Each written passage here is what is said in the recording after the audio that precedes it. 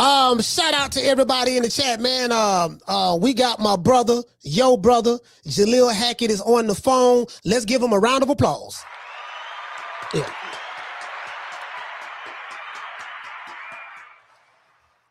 Jalil, what's good, brother?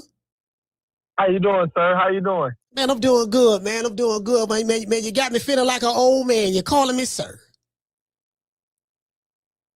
Hey, man, I don't know. It's something about the phone. It's something about the phone call. The phone call feel a little bit more exclusive, more breaking news, like, you know. But yeah, no, I'm glad you got me on the show, man. Yeah, man. Listen, I'm on your Instagram page. I see you don't bought you a Benzo sitting on Lorenzo's. I see. I'm like, but you know, I like to see young brothers shine. And I'm like, man, you work real hard, you know, to get in this position.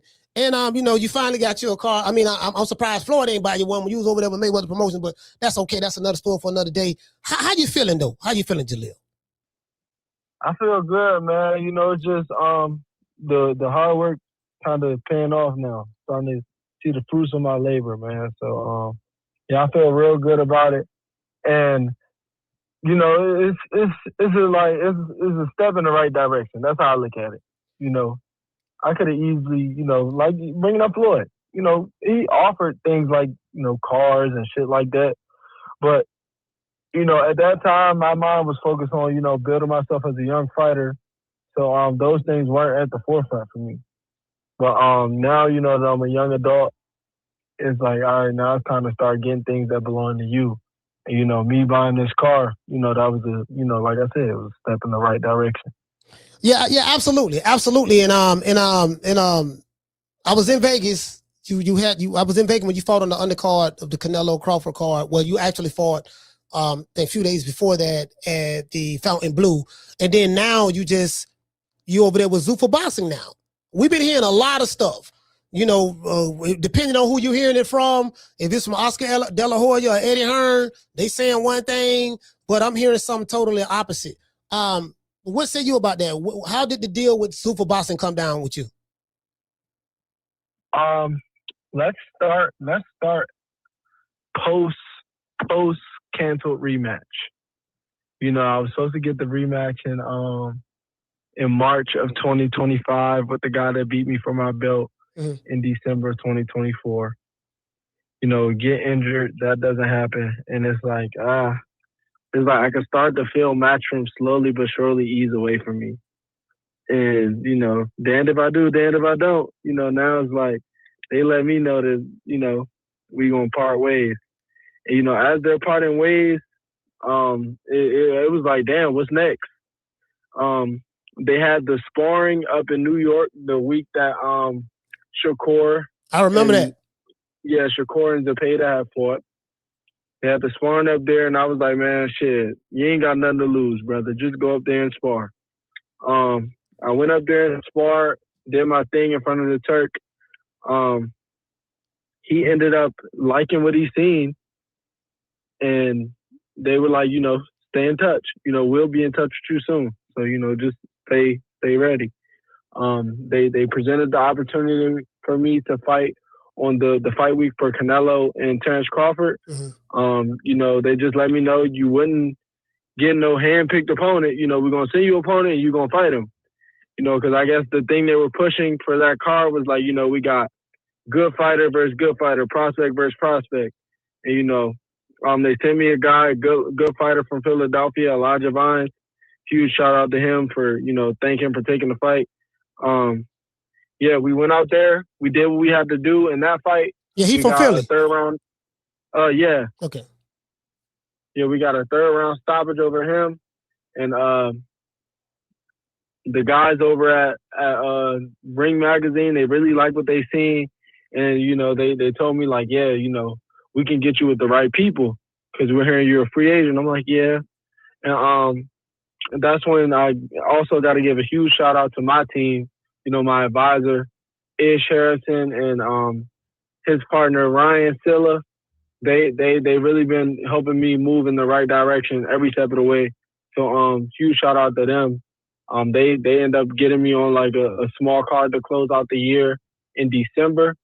And then in January, I ended up, inking my deal with Zuffa.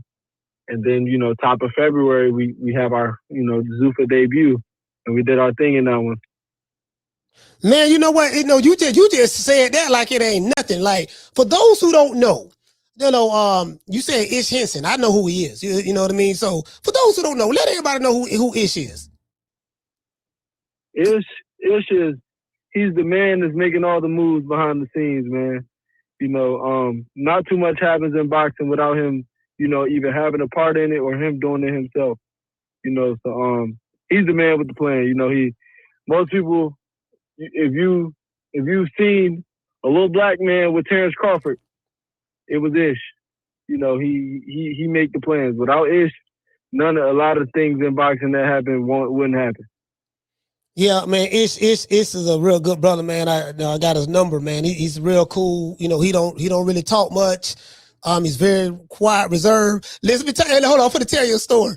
We at Pro Box. No, I'm in Tampa. So Pro Box, they fight in Plant City, which is not right down the street from where I live at, right? From the city that I live in, and it's me. Well, Bomac. Well, I think Kevin Davis was fighting. Bomac was there. Coach Red, Esau, Bud was there. Crawford was there, and Ish was there. So it's some. We sitting on the wall watching the fight, right?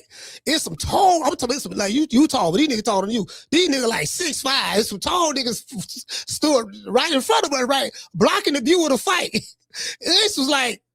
This had no stepped up. He put like tap butt on the shoulder. He said, "Hey man, look, we trying to watch the fight, man. Can you move out the way?" So the dude moved out of his way. Then there was a dude in front of me. Tapped him. Hey, yeah, he can't see. Can you? Like this is some true shit. And like I said, Ish, what's up? You get ready to throw some hands? He just looked at me, started smiling. Yeah, no, Ish is a great dude, man. Ish is a very, very good dude, Yeah. Always been solid, even outside of boxing. He's a really good dude. He is. He don't want nothing but the best for me and any fighter he works with. So, I really appreciate him. Yeah, what I like about Ish is, like you say, he's all business. He really is all business, man. He's a good guy. And I'm just so happy. I'm like, damn, how the hell, how you hooked up with Ish? It was crazy situation. So, when we became free agents from leaving Mayweather Promotions, and we're trying to figure out what the next step was, a friend of a friend, recommended Ish to us. He was like, yeah, you should get with Ish and really, he'll move your career in the right direction. And I was like, as a manager, managers be killing these fighters. My dad talked about it a lot with like guys having a lot of people in their pocket. So it was like, no, not as a manager, as an advisor. Ish advises fighters. He doesn't manage fighters. And we had a sit down with Ish, and he explained everything to us, and we really liked what we heard. So we said, come on, let's do this. And it's honestly been up from there, Got us with Matchroom. Our first fight was Matchroom. We fought for a Continental title, got the Continental title. We did have a bump in the road in our first defense, but part of the game. After that, he managed to get us in a situation where we were able to fight on a huge card, which was the fight week for Bud and Canelo. Yeah. Got us a win on there. And now, look at what he's done now. He got us with the new age of boxing with Zuffa. They're realistically the future of boxing. Every once in a while, every sport goes through a dramatic shift. Yeah. And I feel like this is one of the dramatic shifts that the sport is going through with Zuffa. And I feel like it's a shift for the better. And, the guys that understand that it's a shift for the better, they will benefit from it. And the guys that, are on the fence about it or don't believe in it, they'll be living with, honestly, regret. They'll be wishing they did. So, only time will tell.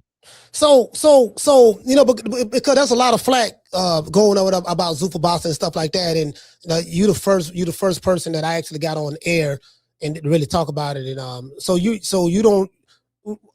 The perspective that I heard it from online, Oscar, Matchroom, but I get Eddie and Oscar's position because Zuffa is pretty much big competition, and it's kind of like it's going to have to make those guys work harder. So their position is, hey man, Elf Zuffa, this and that is bad. Fighters getting robbed. They ain't going to get paid. All that stuff there. But I'm glad you over there and you let me know, no, it ain't nothing like that from your experience. Yeah, everything has been straightforward. No beating around the bush. They let you know everything that's going on. I even signed a contract the night of my fight. The expected revenue from my fight was a lot more than what I was getting paid, but they let me know that up front. Right. It's not like they're offering me a fight for $200,000, but the fight was brought to the table for them for $500,000. It's not like they're doing that. If the fight was brought to the table for $500,000, they're offering it for $500,000. It's not. They're not taking cuts out of something that they don't deserve, really. They got the fighter's best interest. And this is the thing, right? This is the thing, right, Jalil? Like, I was impressed what you did with Elijah Vine. The last fighter you fought, what weight class did you fight him at? Was that middleweight or junior middleweight? It was a catch weight of 157. Okay. And why the catch weight? They wouldn't agree to a fight at 160, but they would agree to a fight at 157. So we said, come on, let's go. So what weight class are you officially fighting at now?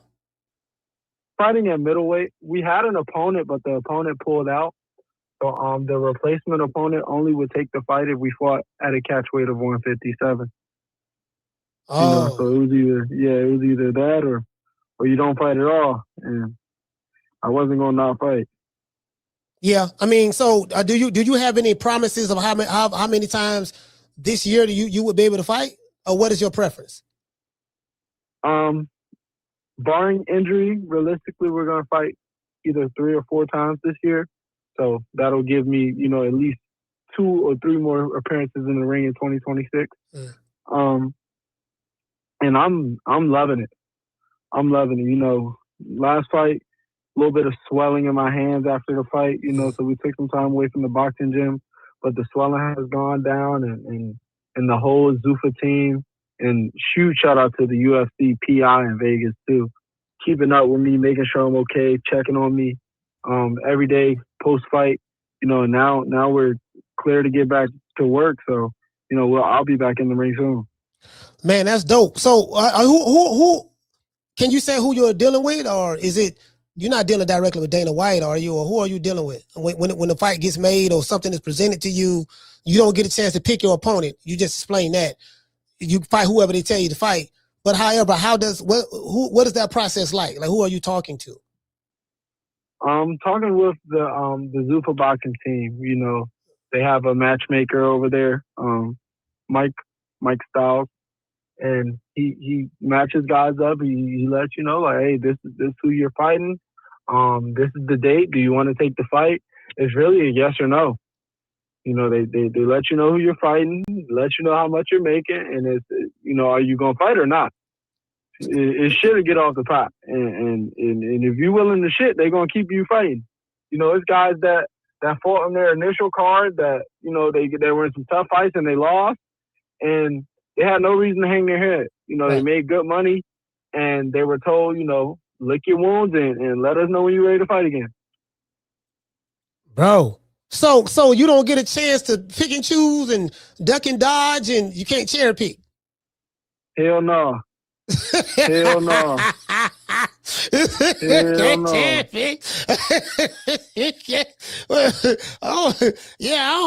don't know if I want to deal with them there, man. I want to be able to pick who I want to fight, when I want to fight them. You know what I mean?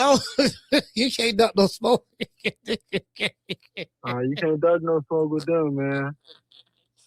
Man, God damn. So how much time do you have to prepare for a fight? Or do they give you enough time? Do they tell you you gonna fight in 4 weeks, or how is it? No, they give guys ample amount of time. I knew I was fighting February 1st. I knew I was fighting February 1st, December 13th. Okay, December the 13th. Damn, man. So, God damn, bro, that came around fast. doggone, you know what I noticed? They got that big platform. They got that deal with Paramount, so a lot of people can watch these fights. And all you got, as long as you have a Paramount subscription, we can watch the fights. And Yeah. So do you like the ability to be able to do that? You know, people be able to see you, because there's a lot of fighters that I've noticed that are not signed. If you're not one of the upper echelon fighters, some of these fighters be inactive. So Yeah, absolutely. I love the idea of us fighting on Paramount because number one, you know, you will over time draw the eyes of people who aren't boxing fans, people who genuinely just have a Paramount Plus account and they're bored. They might stumble across you, you know, and they've been doing a great job of promoting it. You know, you see the Zuffa Boxing ads, you see the UFC ads all the time when you're watching Paramount Plus. You know, I watch a show on Paramount Plus, Fire Country, and I see Zuffa Boxing ads in between the show and before the show all the time. Man, that's crazy, man. I'm like, damn, bro. I just can't help but thank Jalil. And the water's under the bridge. I don't want to harp on it, but I'm like, man, Leonard Ellaby them, and I like Leonard. I know you love Leonard. I'm like, man, I just honestly, I feel like they dropped the ball with you. And again, not throwing them under the bus, but I just feel like somebody dropped the ball with you, and a couple of other fighters over there. And I'm like, damn, you know. So I'm happy that you're getting your just due. What about title fights? Do you foresee any title fights in the future, or what say you about that? No, absolutely. You know, they let it be known that, like, you know, exploring world titles and stuff like that is not off the table when you're signed with Zuffa. Let's say a guy is signed with Zuffa, like, let's even better, Jai Bataya. He has a world title and he's with Zuffa. Yeah. It's guys that who aren't with Zuffa that are gonna want to challenge him for his belt, and I'm sure that eventually he'll want to unify the division. You know, and they're not getting in the way of that at all. You know, so that's another thing that I really like about it. You know, man. So you was able to finally buy your Benzo. Matter of fact, let me go to you. I got to go to your Instagram account. I got to go to your IG. I should have had this up, cause I'm like, okay, Jalil got the Benzo, bro. Like, hey, listen, how did that feel when you got that Benz? When you got in it, when you sat in it, and I see the happy look on your face. I heard you was riding your beautiful mother around, and like, how did that feel, bro? Like, for real. It felt good. It felt good. It felt really great. You know, being that I knew that I had to put the work in and get it. You know, my parents ain't relying on me to, you know, blow up in boxing for them to be good. They both well off. They both got 2 cars apiece sitting in front of our house. You know, so it ain't like they was relying on me for them to be all right. They doing more than fine. You know, so it felt good for me to say, oh, I bought this car with my hard-earned, you know, my hard-earned money. I put the work in to get it. And, you know, I ain't go out there and go get no bucket. You know, most people, their first car is a bucket. And there's nothing against that. My mom and dad was telling me their first cars was bucket. A bucket, yeah. You know, so, yeah, for me to be able to say I went, you know, and got me a car on my own, it just means a lot. It means a whole lot. Oh man, especially man, like man, you know, bro, like this was a tough fight right here, man. You fought the boy Robert Cruz. Yeah, man, that right there, buddy. Well, Roberto Cruz, anyways. Yeah, he I ain't gonna lie, man. Your style. I'm gonna be honest with you, Jalil. You be scaring me sometimes. You be fighting, bro. Cause you like to mix it up. You a stepper, you know. And I like what's going through your mind? Like me being a fan watching, I said, God damn, Jalil, why you got hit with that shot? But you right there, it didn't affect you, and you right there in close enough to return fire. You like to bang, you banging, you in there, you're like sitting on them shots, you punching. Yeah. Why do you fight like that? It's just how I was raised, man. You know, growing up, I love just like the not even just the aspect in boxing, like even in any sport. If a team getting beat in basketball by 40, you could see the energy leave the team. Like they done. They just ready for the game to be over. Yeah. If they could quit and have them call the game, they would. You know. And as far as boxing, I just love like the idea of breaking a man down. Like he don't want to fight no more. Like the perfect stoppage to me is not even a knockout. The perfect stoppage for real is the guy going back to his corner in between a round and saying, I don't want to go out there no more. Damn. Like that's the perfect definition of a stoppage to me. Yeah, because it's like you beat him in submission. Into submission. Yeah, I beat you in the saying you don't want to do this no more. So that's why I fight. That's why I fight the way I fight. You know, last fight I made an agreement with my dad. Yeah. I said if I don't get him before the 5th round, I'll do it your way. I'll change whatever you want me to do. And he was like, all right, cool. He gave me 5 rounds to do what I had to do. But I didn't get him. So then he was like, all right, now we about to back out and box. And it shocked a lot of people because they was like, we never seen you fight like this before. And my honest opinion to it was like, I never had to. Yeah. I never had to, so I never did it. So, yeah, no, it was good to show a new wrinkle. Well, not a new wrinkle because, like I said, it's not new. But it was good to show a different wrinkle in my game and, go out there and get an impressive win with my Zuffa debut. So do you feel like the way you fought Roberto Cruz the last fight when you boxed him and stuff like that? Do you feel if you would have fought that way? I forgot the brother who you fought in Puerto Rico, the one loss you have. You lost to the decision. Jose Román. Yeah. Do you feel if you would have fought him, if you would have boxed him more, the outcome would have been different? No, I don't. Yeah, because you was over there in Puerto Rico, yeah. No, it's not even over there in Puerto Rico. You know, we went out there. I fought how I thought I could beat him, and we didn't get the job done. Yeah. I'm not a believer in crying over spilled milk. Mm. We lost. We tried to get it back. We got injured, so that was just it wasn't meant to be, and we just moved on. So do you feel stronger you fought at 157, but so you're going to pretty much be at a middleweight, 160 now, right? Correct. How do you feel? Do you feel stronger at that weight division? Yeah, that's, time. As you grow and you get bigger, you get older, starting to develop my man strength a little bit. Mm-hmm. I definitely do feel stronger at the division. I ain't gonna lie, bro. Like I'm looking at these pictures on here. And man, look, man, I see you don't got fat, bro. Oh, I'm looking at your face, fam.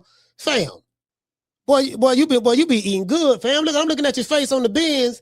You know what I mean? Was it black and chrome? Shit look nice. I ain't gonna lie.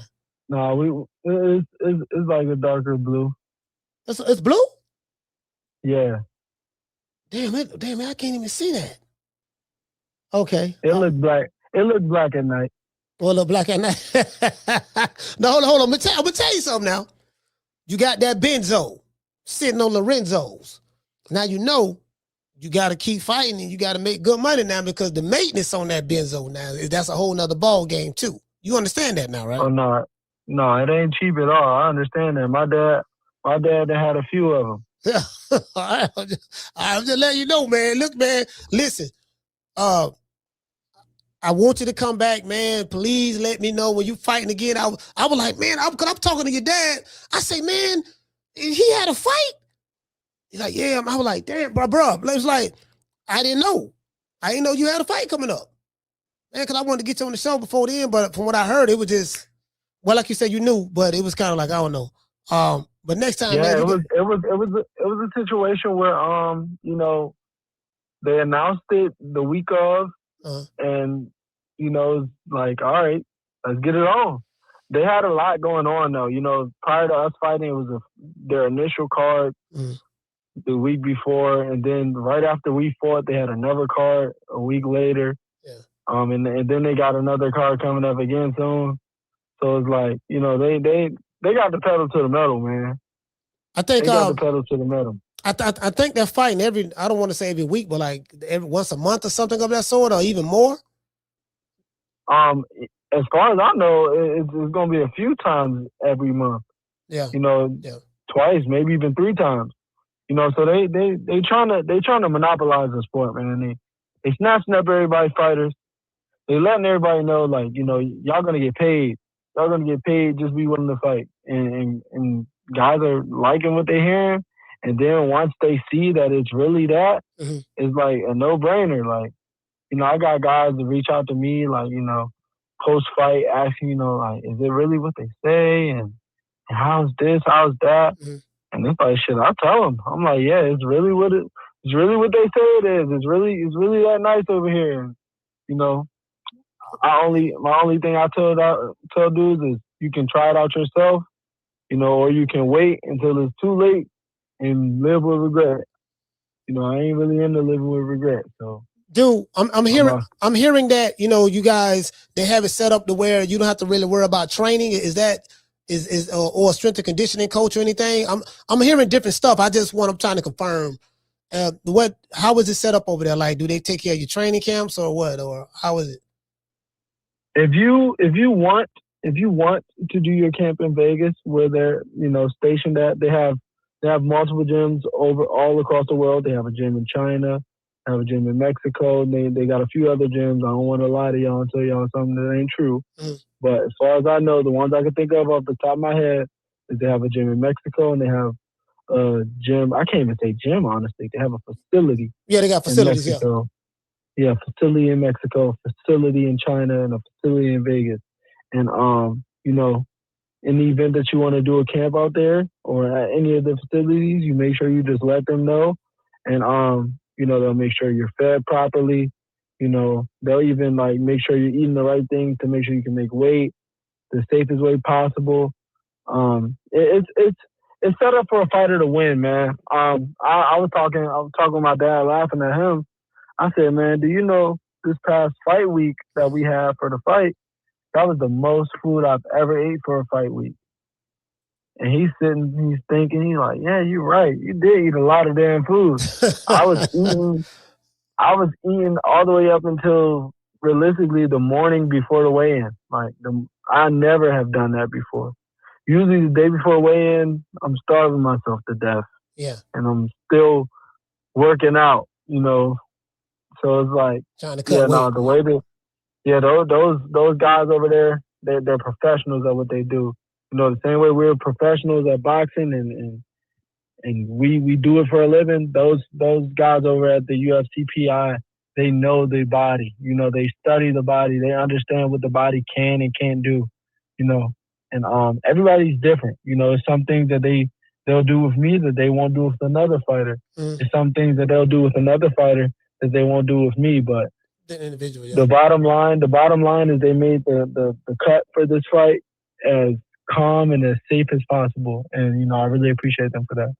Man, that's bro. Because, man, I'm gonna tell you something, man. That's good to hear, fam. Because depending on who you listen to, it's the total opposite. It's y'all gonna get robbed. Y'all ain't getting paid.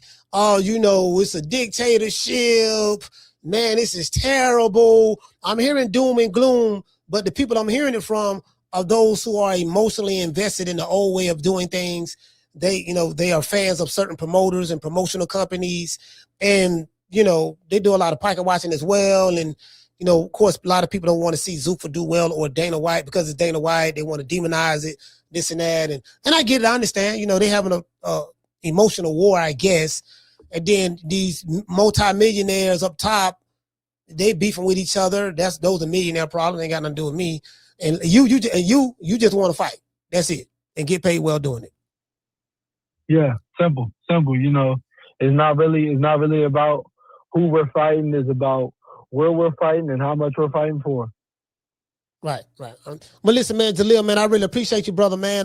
Next time you have a fight, I'm gonna keep my ear out. I promise. And I'm coming to a Zuffa event because I want to experience it and see if it's in Vegas. Give me a reason to go back to Vegas. And I want to come. I definitely want to come check out whatever card you might be fighting on. I want to be there to see it myself in person.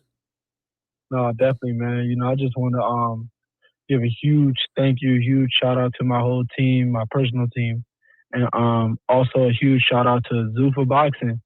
Zuffa and Turkey and everybody who's been involved with the whole process, man. I'm enjoying it, enjoying myself, falling in love with the sport again, and, can't wait to fight again.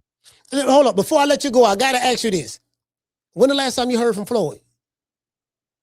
I talked to Floyd when I fought in LA in December.